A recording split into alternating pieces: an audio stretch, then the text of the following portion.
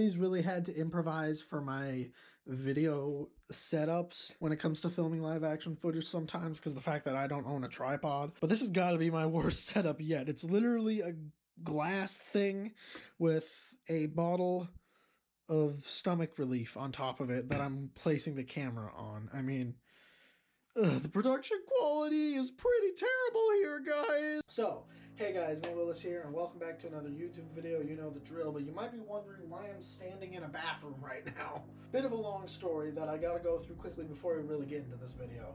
I've been planning this video essay on the legacy of Five Nights at Treasure Island for an extremely long time, and originally it was gonna have a lot of skit elements. I was gonna be on some island talking about these things, trying to find my way off of the island, but a lot of that would have required green screen stuff, and because I don't have a good green screen setup as of right now, which is especially funny because I have 2 green screens, so I've decided I'm gonna have to sacrifice that element of the video if I want to actually get this thing out. And the reason I'm using a bathroom of all rooms is because it's honestly the only room in my house that has good lighting that'll actually work for this. So, FNAF. If you guys are watching this, you should be familiar with FNAF, and man, I've had a long history with that franchise, and it's gone to the point where I'm actually kind of tired of it, mainly because of how obsessed with it I used to be back in 2015, 2016, but honestly, we keep those versions of myself away. We don't talk about them, okay? It is taboo around here to talk about 2015 Nate. We do not talk about him. We keep him blocked in that closet over there. There is one particular fan game, though, that has managed to retain my interest throughout all this time, and it is Five Nights at Treasure Island. I mean, it has such a big legacy that at this point it's almost as big as the original mainline FNAF entries. It even has many fan games, just like the original mainline entries. Oh boy. Because of certain reasons I cannot divulge right now, although most of you probably already know what they are, I have decided to go ahead and do a video essay about this, and obviously the reasons I'm talking about will be mentioned later on in the video once we actually get to that point. So let's start talking about some Treasure Island now, and in order to really get into it, we gotta actually go all the way back to its origins. So let's do that! This is really not scripted. I should have scripted this. Awkward segue to extremely badly recorded audio portions of myself.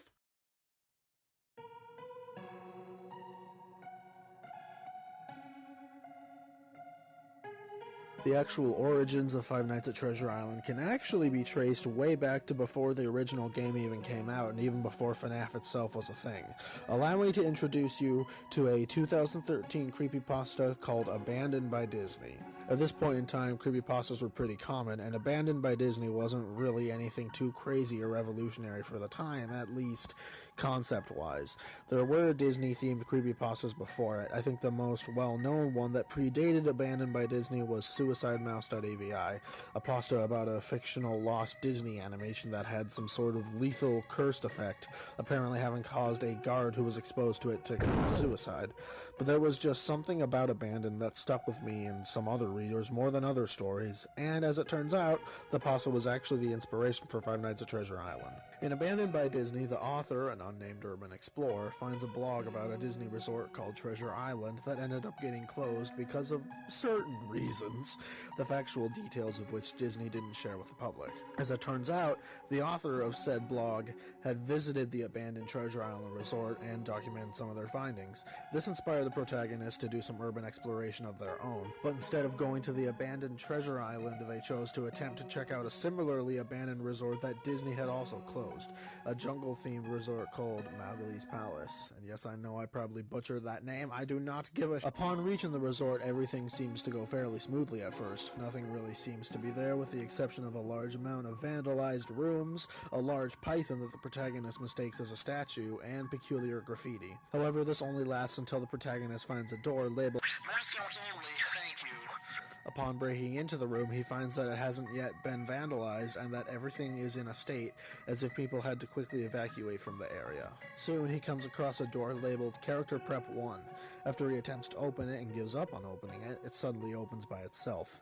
Inside, he finds a Donald Duck head, which turns out to have a human skull under it, and a color-inverted Mickey Mouse costume. As he turns to leave, the Mickey costume, to his horror, proceeds to stand up. When he attempts to take a picture of it using his camera, his camera glitches and dies. Hey, it said in a hushed, perverted, but perfectly executed Mickey Mouse voice. Wanna see my hiccup? What is that? I should have just asked one of my friends to do this. He can do a pretty good Mickey impression. It started to pull at its own head, working its clumsy, glove-clad fingers around its neck with clawing, impatient movements similar to a wounded man trying to pull himself free of a predator's jaws.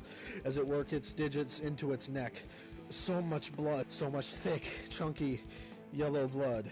The protagonist, obviously terrified of this abomination that he is currently seeing, turns and does what any Outlast protagonist does best. He runs! As he leaves, he finds one last message scrawled above the door he came through.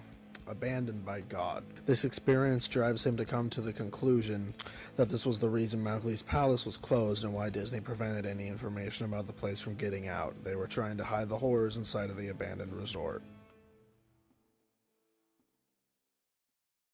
Abandoned by Disney is a very good read. I recommend checking out if you haven't already. And let's actually get to Treasure Island now, because we haven't even spoken about that yet, and we still got a lot of ground to cover. Now, the script here, since originally this was meant to be formatted in a skit format, it says that I'm supposed to talk and then try to find some sort of shelter, and then the footage cuts and I see a sign, but since we're kind of sacrificing that element of the video, we're just kind of going to ignore the fact that that exists. There's already a lot of similarities between the creepypasta and the actual game. For example, the Donald Duck head, name disembodied in the actual game, and most obviously the photo negative Mickey. These live action segments are already awkward enough without me pausing like this, so just voiceover, Nate, come on, where I swear I'm gonna fire you at this point because you're taking too long to actually show up to work. So let me take you back to the very beginning of December of 2014.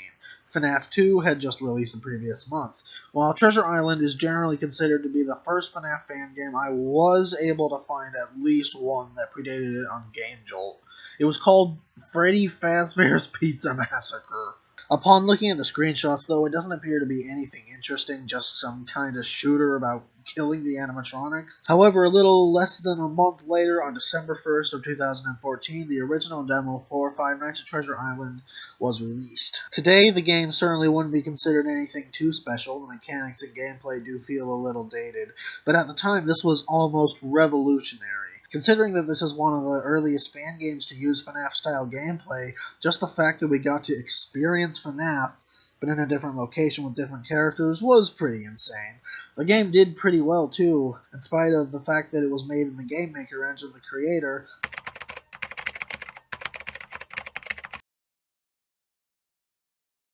Matthew Phoenix Rodriguez, and I really hope I didn't mispronounce that name, better known on the internet as N1996, much easier to pronounce, was able to make a surprisingly decent rendition of the early FNAF formula. In the original Five Nights at Treasure Island demo, upon opening up the title screen, you'd be met with the creepy face of the photo-negative Mickey. You would also get to witness the most disturbing title screen soundtrack I have probably ever heard in a FNAF game. As it turns out, the audio is just a slowed-down version of a 911 call with strange beeping sounds that I have a vague feeling may actually be auto-tuned inserted over it. There are a couple of videos on YouTube about it, actually. If you linger on the title screen for too long, this happens.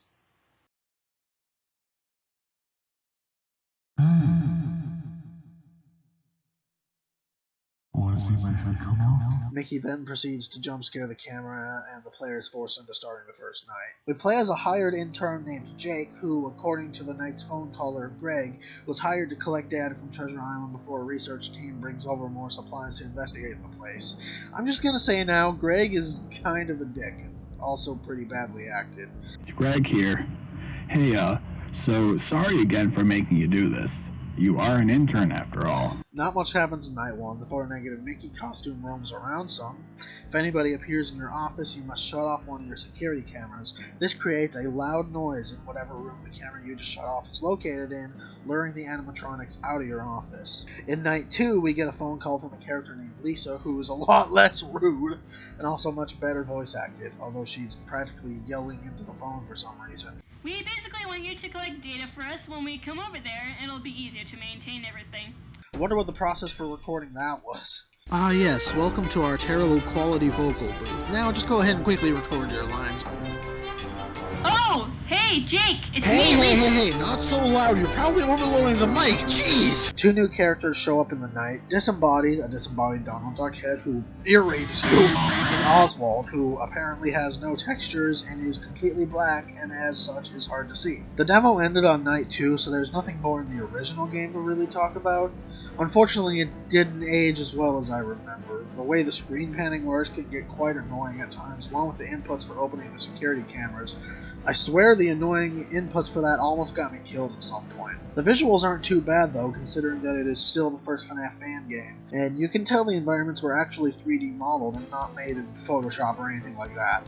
All in all, if you look past its flaws, it's still a pretty solid title. It certainly got a lot of coverage on YouTube, that's for sure. A lot of YouTubers did videos of it, and they all seemed to perform pretty well. The general consensus was that it was a good game. The original build of FNATI is a very important fan game, and while it hasn't aged perfectly, well, it's still a really important fan game. I already said that. Rewriting a new script would have really helped. It's awkward segue to the next thing. Come on, just voiceover Nate. Come on. So if it isn't obvious already, the story of FNATI did not end at the original demo. At the end of the demo, a message was displayed that said that the game was almost complete. A buggy, unstable remastered version of the demo was released on January 26th of 2015, a little over a month later. Apparently, the demo included Suicide Mouse. Other than that, though, upon playing it, I didn't find anything really interesting except for this happening. The hell happened? This freaking jump scare was partially cropped up. However, unfortunately, from here, things begin to get very murky. I wasn't able to find any very good or reliable sources on the internet that really properly explained what happened with Five Nights at Treasure Island leading up to its cancellation. However, I do know some of the broad strokes, so here's what I already know. The original game's developer, NR1996, stopped development for some reason. The game was then handed to a developer called Purity Sinners who was going to finish the game. There was a lot of development hell involved. Something happened between Slime Beast, the creator of Abandoned by Disney, and Purity that caused some trouble, and apparently because of this the game was, at least at one point in time, surrounded in controversy, and the game ultimately got itself fully cancelled. In order to better figure out what it was that happened, I got in contact with somebody who was heavily involved with Five Nights at Treasure Island and interviewed them through Discord. I'll be telling you who exactly this insider is later on in the video because they are also involved with something that happens later on in FNATI's life cycle that, well, let's just say it'll make more sense then, trust me. With the help of this insider and the information they gave me, I was able to piece together just what it was that went down in the developmental hell that was this game. However, since the insider is really the only trustworthy source I have, just take this all with a slight grain of salt since I don't really have any other sources. I do trust the person, so there's that at least. Let's actually talk about that now. Five Nights at Treasure Island. What happened? Oh wait, crap, that is somebody else's show. Fuck! So, some time went by after that remastered demo was released, and unfortunately, Art ended up finding himself unable to finish the game for what the insider I spoke to told me was two main reasons.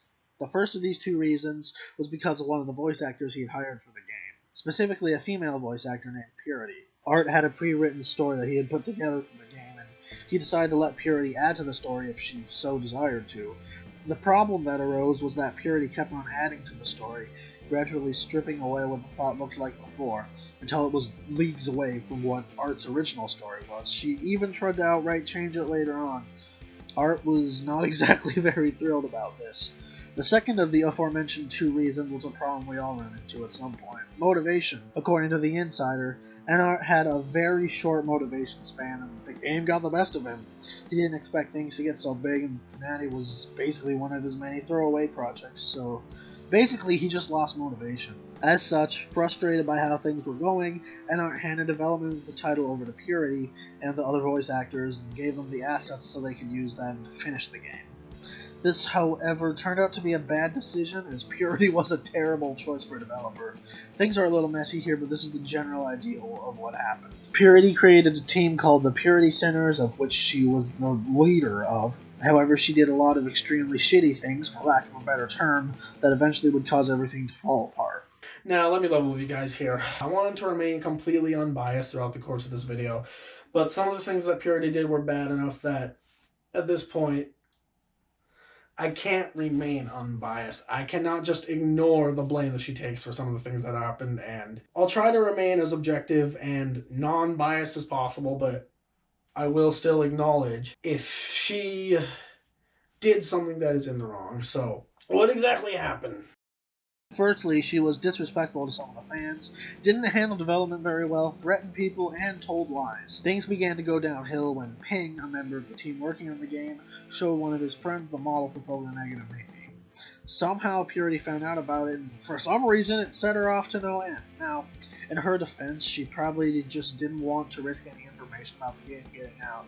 That, however, does not excuse what she did next. She fired him, and soon afterwards proceeded to upload a video to YouTube where she told lies about him and slandered him.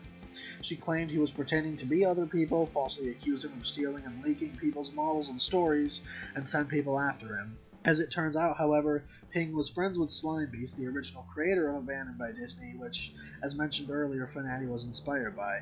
Upon finding out about what happened, Slimebeast decided to keep tabs on the dev team. Everything else that happened after this point was gathered from a set of videos that Slimebeast uploaded to his YouTube channel. I'm not going to be providing links to them in the description because there's quite a few of them. You may have a little bit of trouble finding them, admittedly. I wasn't able to find them myself, and I had to get links to them from the insider I spoke to, so good luck with that. But if you want to hear his unfiltered take on everything that happened, go watch those. For some reason, a large push began to remove most influence from Abandoned by Disney, with characters like Photo-Negative Mickey getting scrapped.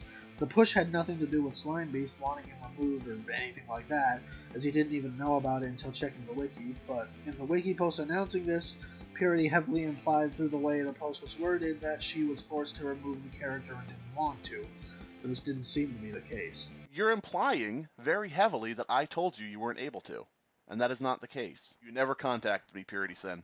The real reason they are distancing themselves from Abandon turned out to be this. It turns out that Purity was attempting to sell merch for the game in the form of not very well designed t-shirts. Now, developers generally aren't supposed to make money off of FNAF fan games, however, I suppose this is somewhat of an exception since they wouldn't have made money directly off the game itself. However, the game was clearly still inspired by Abandon, and Slimebeast did not want money to be involved with anything inspired by or related to his creepypasta. Purity also claimed that supposedly the proceeds from the merch were to go to taking care of her ill cat. It was at some point during this time period when P&M was removed that the final official demo build of the game was released. This build is actually infamous because of P&M's removal and his replacement, named Willy. It also contained 3 nights, being the most finished demo of the official game at the time. After uploading a video about all this, Slimebeast was harassed by the Purity Centers for a while, until he engaged in a Discord call with Purity and appeared to reach some kind of understanding with her. He assumed the drama was over, but it turns out she was lying about many things in the call. After the call, she made an apology video and uploaded it, only to delete it later, claiming it was an accident. More drama ensued that really isn't all that important, and I won't be talking about for that reason. Finally, on August 30th of 2015, Purity announced that Five Nights at Freddy's was officially cancelled for the last time. The FNATI property lay dormant for a while after that, until a developer named Blackout tried to develop a version of FNATI that got itself cancelled.